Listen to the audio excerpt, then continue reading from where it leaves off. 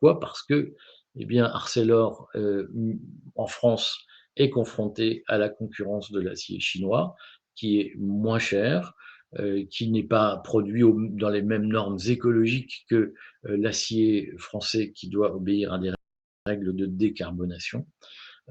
Et donc, l'acier français, dans un marché où la demande ne croît pas, l'acier français est concurrencé par un acier chinois moins cher et qui est, j'allais presque dire, submergent, hein, submersif.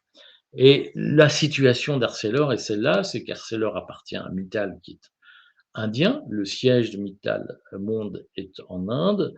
En tout cas, la bureaucratie de Mittal est en Inde. Et donc, Mittal est aujourd'hui en position de se dire, bah, le marché européen n'est pas très porteur pour nos usines.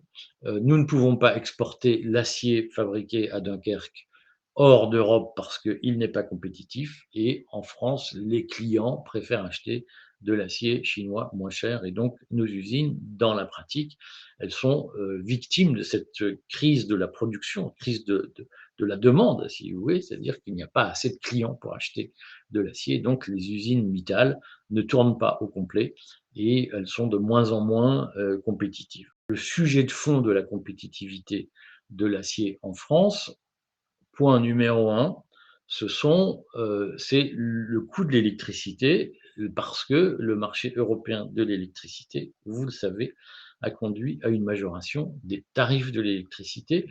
Et donc, Mittal, en France, doit produire de l'électricité doit produire de l'acier avec de l'électricité plus chère qu'en Chine. Et donc là, déjà, on ne peut pas suivre, hein.